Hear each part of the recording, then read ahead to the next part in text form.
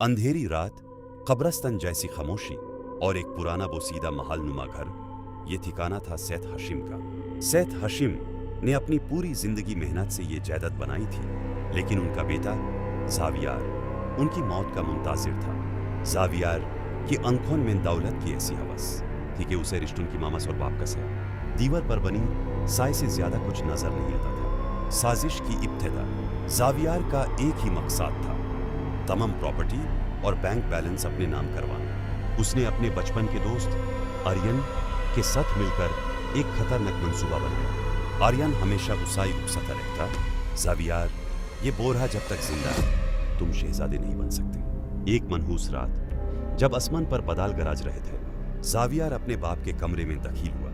सैयद हाशिम गहरी नींद में थे। ज़ावियार के हाथ में जहर से भरा इंजेक्शन था। उसका दिल धड़क रहा था, लेकिन खौफ से नहीं बल्कि उस अजीम दौलत के ख्याल से जो कुछ ही देर में उसकी होने वाली थी। उसने ठंडे दिल से इंजेक्शन अपने बाप की रग में उतार दिया। सैयद हाशिम ने सरसराहत की आंखें खोली, अपने बेटे का चेहरा देखा। उनकी आंखों में हैरत और दाढ़ था, लेकिन लब खामोश हो गए। एक बाप का कत्ल मुकम्मल हो चुका था।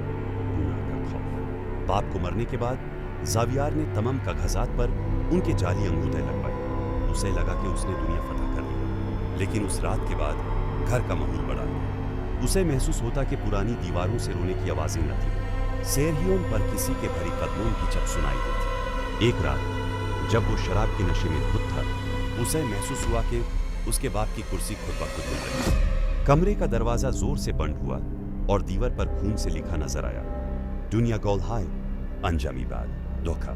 ज़ावियार ने डर के मारे आर्यन को बुलाया। आर्यन, मुझे ये घर छोड़ना है, सब कुछ बेचकर शहर से बाहर निकाल जाएंगे।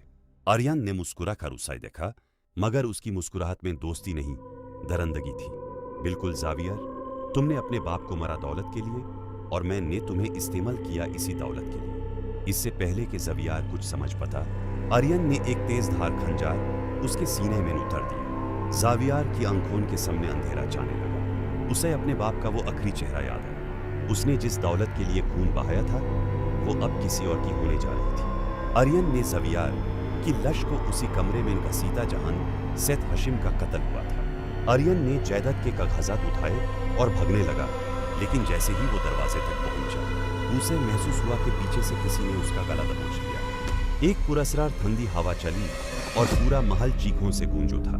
साबाक सुबह जब पुलिस पहुंची तो वहां दो लाशें थी, एक बेटे की और एक उसके दोस्त की, मगर सैयद हाशिम की लाश गायब थी। लोग कहते हैं कि आज भी उस महल से दो रूहें एक दूसरे को मारती नजर आती हैं और एक पुरस्कार आवाज गूंजती है, जो बोया है वही काटोगे। ये दुनिया गोल है।